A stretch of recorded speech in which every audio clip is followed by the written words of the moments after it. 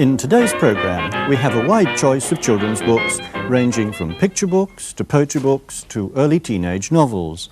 We talk to Nina Borden, author of Carrie's War, and to the author of Come to Mecca, Farooq Dondi. We travel through time in a picture book without words, Anno's Journey.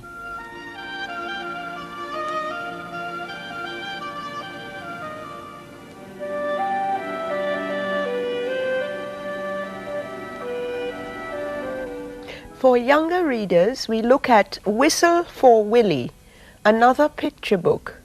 And Michael Rosen reads from Mind Your Own Business, one of his books of humorous verse. It's in the tradition of Edward Lear. Lear's Book of Nonsense was launched in 1846. It was one of the first great children's books ever published. There was an old person whose habits induced him to feed upon rabbits. When he'd eaten 18, he turned perfectly green, upon which he relinquished those habits. There was a young lady whose nose was so long that it reached to her toes. So she hired an old lady whose conduct was steady to carry that wonderful nose. Lear was a compulsive storyteller who captured children's attention by making them laugh. But behind his comedy, this eccentric and sometimes melancholy man told about a world that was often painful as well as funny. After all, how would you like to be the old man from Vienna who lived upon tincture of senna? Or the young lady whose chin resembled the point of a pin? Or, worst of all, the old person of Tartary who divided his jugular artery?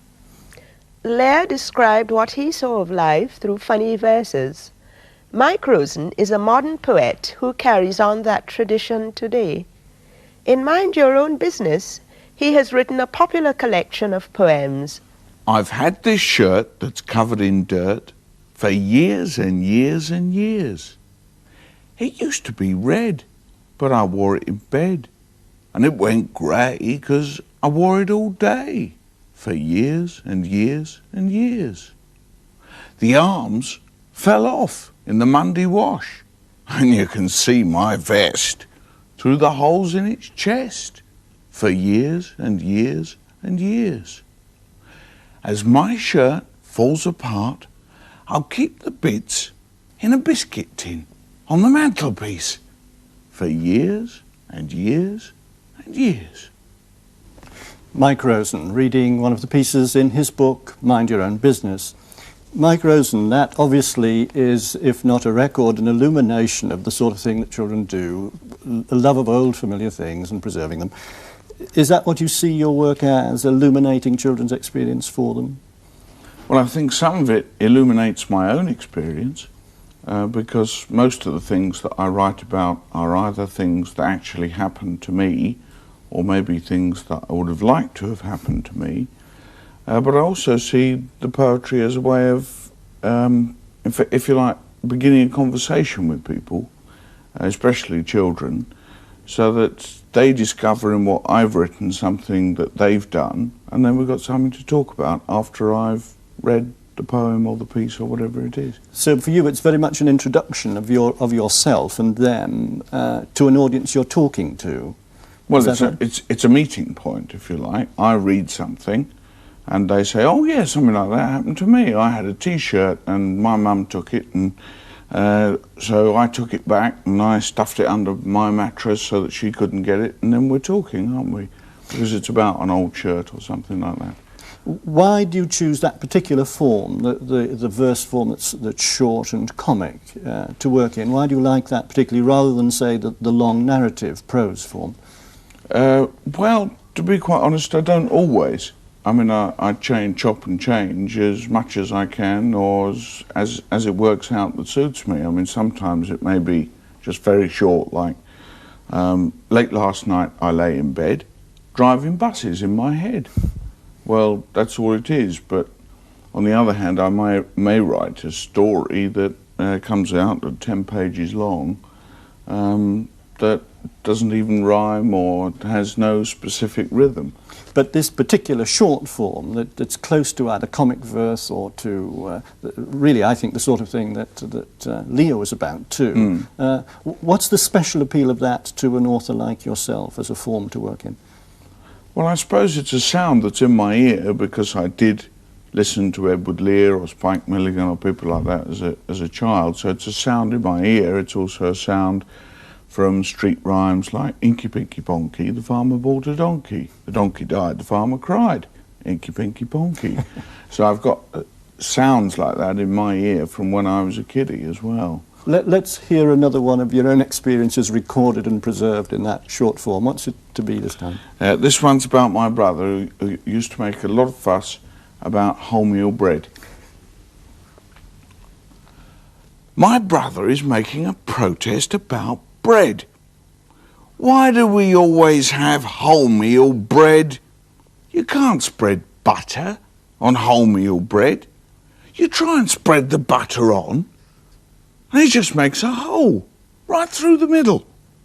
He marches out of the room and shouts across the landing and down the passage. It's always the same in this place. Nothing works. The volume knob's broken on the radio, you know. It's been broken for months and months, you know. And then he stamps back into the kitchen, stares at the loaf of bread and says, "Wholemeal bread. Look at it. Look at it. You put the butter on and it all rolls up. You put the butter on and it all rolls up." Mike Rosen reading from his book, Mind Your Own Business. Quentin Blake did the drawing for Mike Rosen's poems. Now he sketches for us some of his own unlikely records.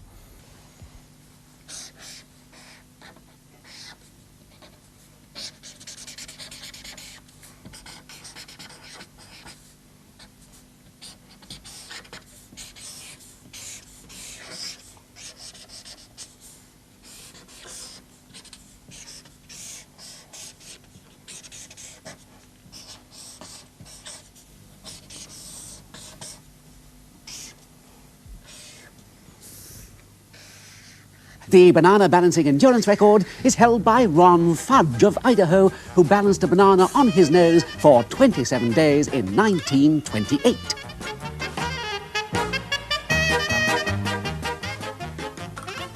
The most brilliant banana balancer of all time was Pierre Strapontin, captain of the French banana balancing team and unbeaten world champion for 20 years until his retirement in 1907.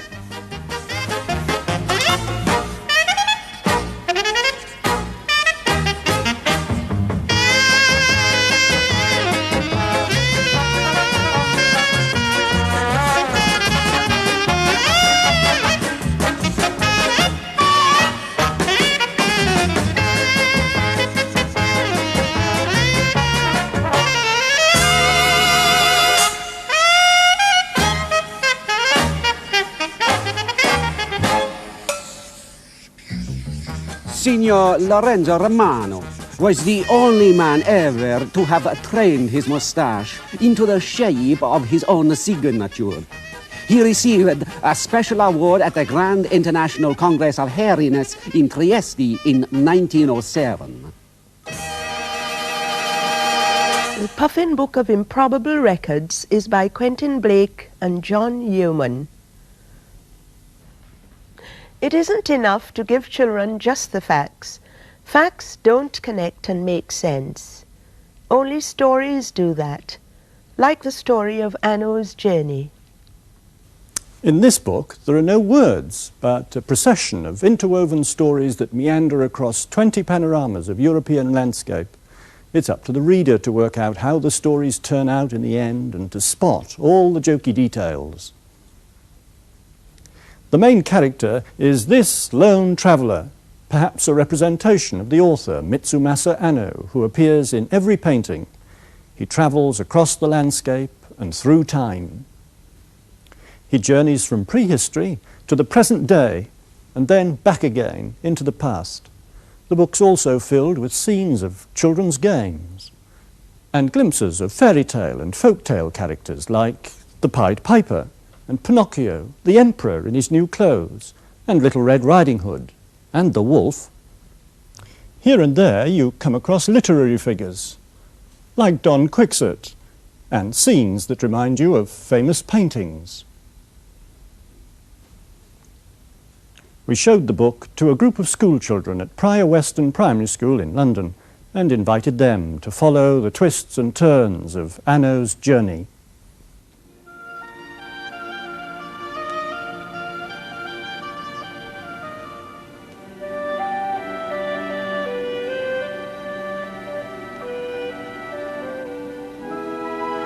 It's more of a village now because it's got a church.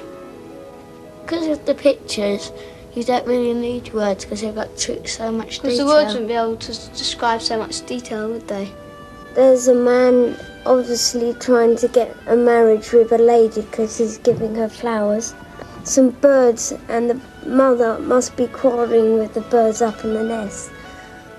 Every time you look at it again, you'll notice different things on the words. They don't just change every time you look at it. We're going to see who wins the lady that they both love. They're both after her. It's best without a story. Yeah, because then every time you read it, you can make up new stories.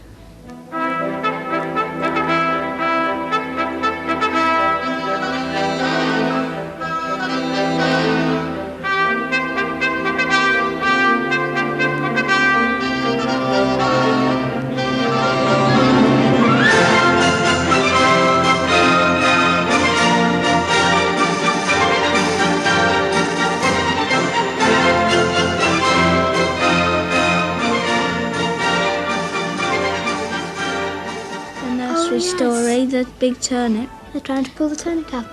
No, that is that's the dog. And is there a cat anywhere? No. And it has sort of human life in it.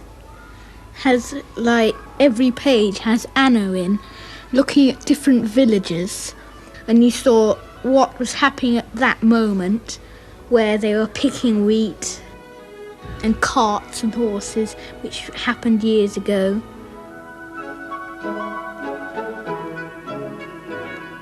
Most of the town is medieval, and it's a bit like castles, like the rooms like that. It's market day now. There's Anno coming in There's here. Anna, yeah. Let's type in Nelson's column. Oh, with a picture of Anna on the top. Oh. And someone pretending to lead him.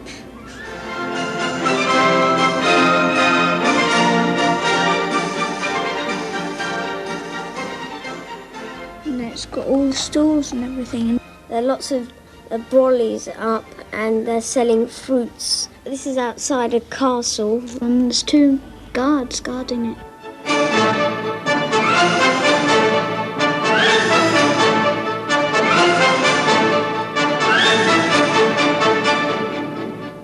Oh, look at this. There's a boy here telling one of the guards that the man who just broke out of jail is climbing down. But the guard doesn't really believe that.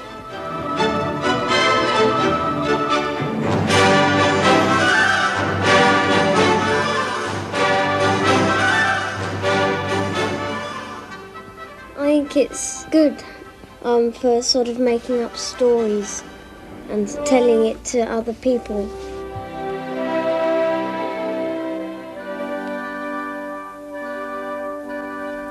Anno's Journey is by Mitsumasa Anno.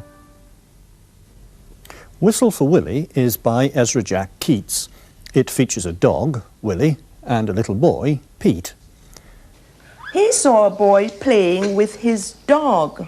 Whenever the boy whistled, the dog ran straight to him. Peter tried and tried to whistle. He blew till his cheeks were tired, but nothing happened. He went into his house and he put on his father's old hat to make himself feel more grown up. He looked into the mirror and he practiced whistling. Peter saw his dog Willie coming, quick as a wink. He hid in an empty carton lying on the pavement. Peter scrambled under the carton and he blew and he blew and he blew.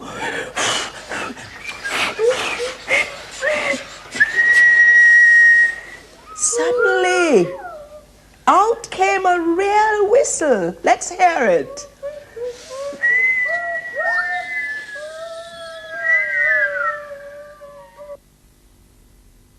Whistle for Willie is by Ezra Jack Keats.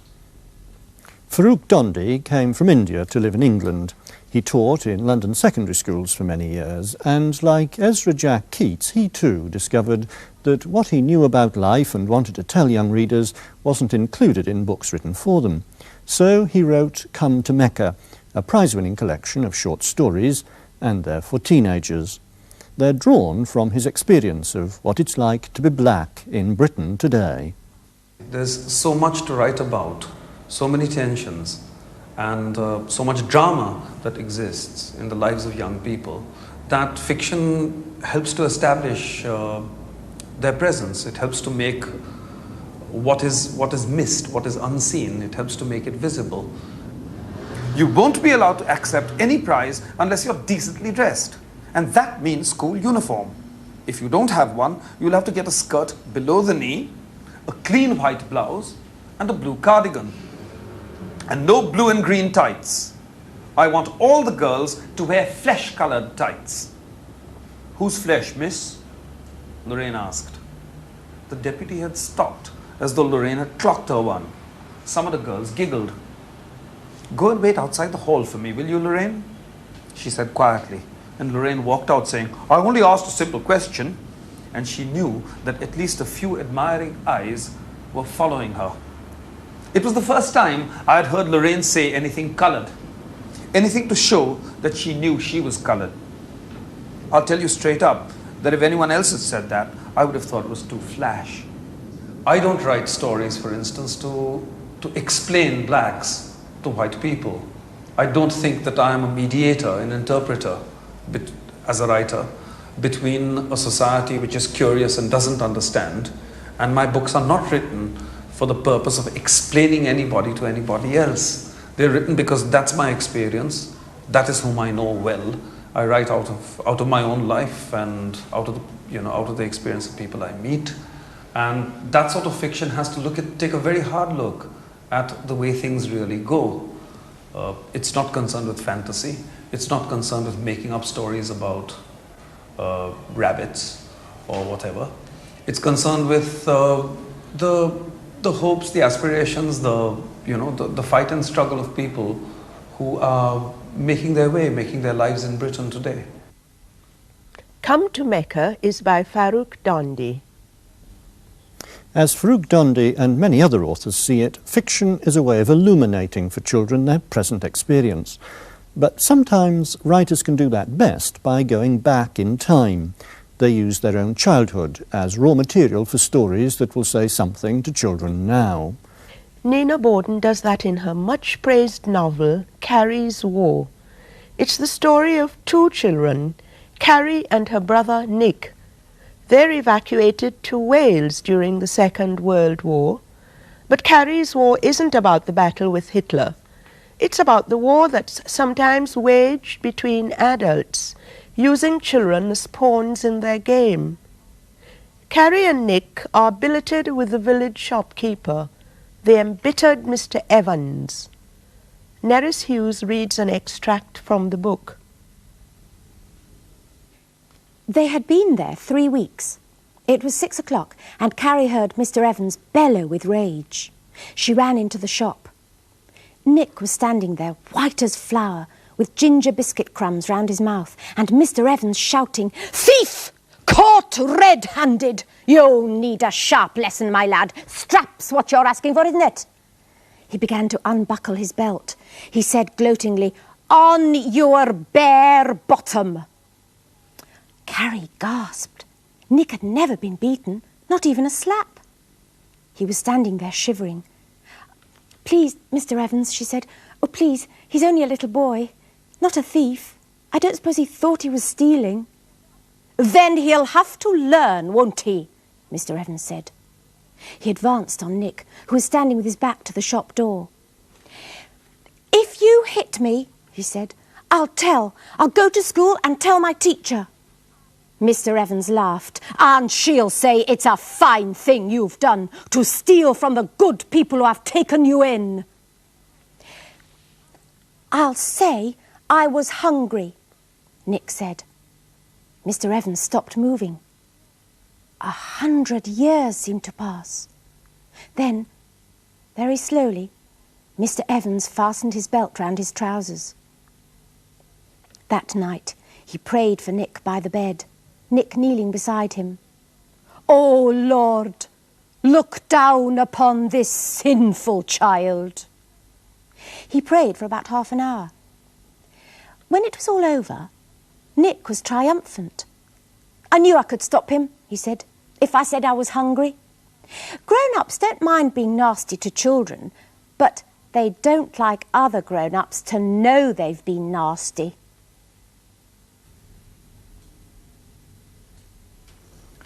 Nerys Hughes reading an extract from Carrie's War by Nina Borden, who is with me now.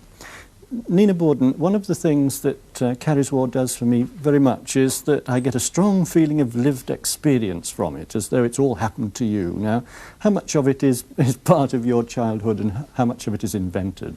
Well, I mean, I was evacuated from London at about the same age as Carrie was, and to a Welsh village. And my young brother was with me for part of the time. And I felt a lot of the things she felt about being away from home and not knowing if you were ever going to see your parents again, and your father being at sea and not knowing if he was going to be killed, and all these kind of things.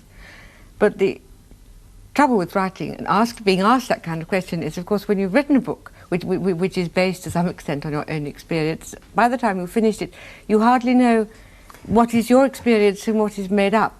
I mean, in a way, you've come to believe your own lies, you see. It's almost creating yourself, isn't it, really? Well, yes, it's always very, one feels uncomfortable about it. Yes. I mean, I didn't make up the story, I made up the feelings that the girl had and her brother had.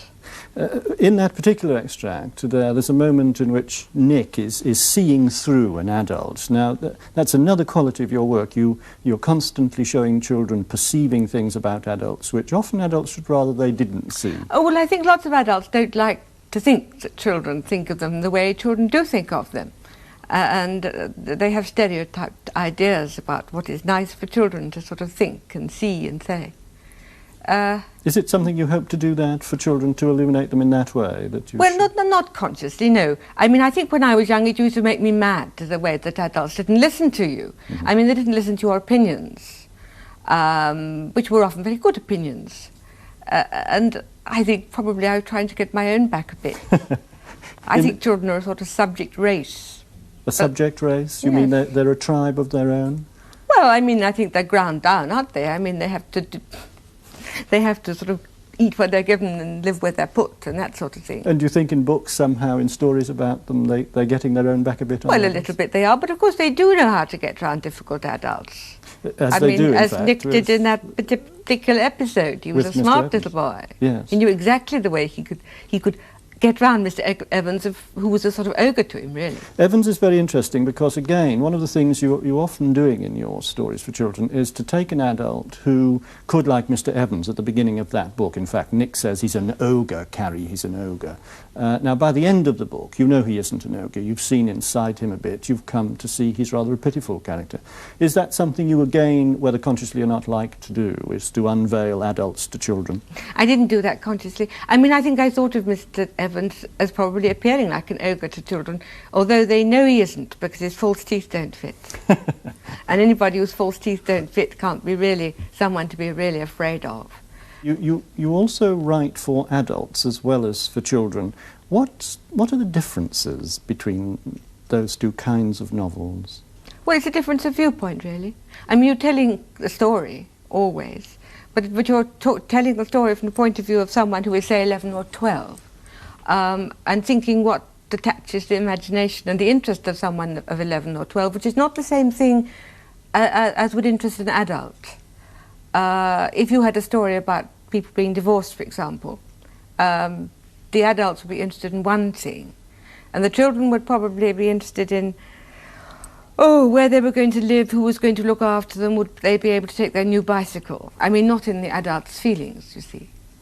Some people say that writing for children is a second-rate activity and you have to be retarded to do it. In some ways, well, it's easier in some ways because, of course, children's books tend to be shorter. In other ways, if you are trying to write a complex story for children, which is full of all the kind of things you would put in a novel for adults, then, of course, it's harder because you have to express complex ideas and emotions simply so they can be understood by someone who doesn't have the experience that the adult has. Nina Borden, thank you. And that brings us to the end of these 6 programmes about children and books. We hope you've enjoyed them and found them useful. And so from all of us here, goodbye.